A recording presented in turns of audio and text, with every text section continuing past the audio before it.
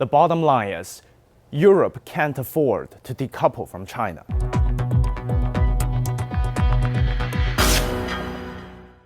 Hey guys, welcome to Reality Check. I'm Huang Jiyuan.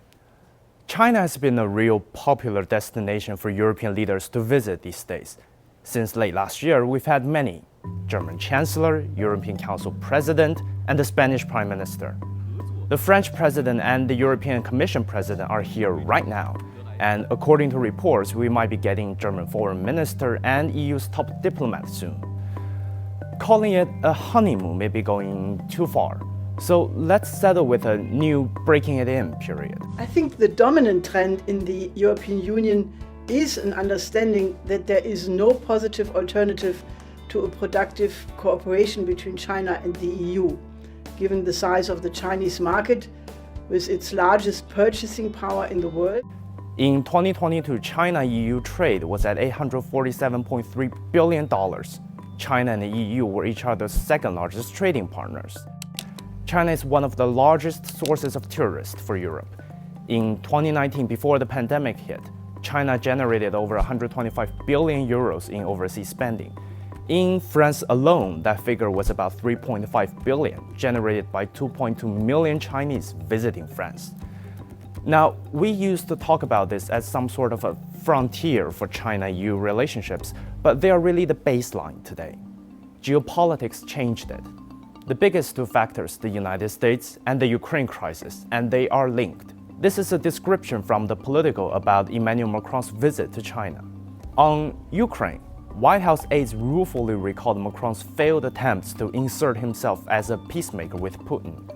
On China, some concerning the Biden administration about France's potential coziness with China at a time when tensions between Washington and Beijing are at their highest in decades. You get America's attitude. First, the United States don't believe in forging peace.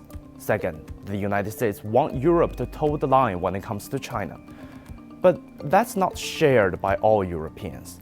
This is a poll published on the European Parliament's website on March 17th. 49% of Germans feel sending heavy weapons to Ukraine will increase the risk of a Russian attack on Western states. 76% of Hungarians do not agree with the EU buying more weapons for Ukraine. 53% of Germans believe the diplomatic efforts to end the Ukraine crisis do not go far enough. The cost of living now is seen as the biggest threat in EU's three largest economies: Germany, France, and Italy. Now, what do you think a worsening relationship with its second largest trade partner will do to the European Union?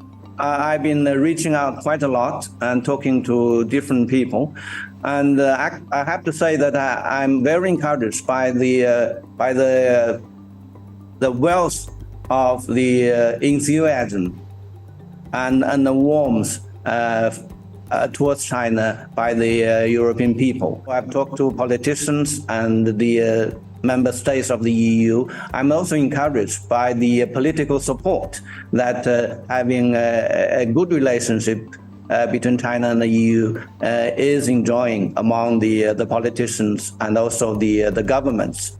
The slew of European leaders visiting China one after another is a demonstration that Europe is trying to find a way that balances its needs with its political reality.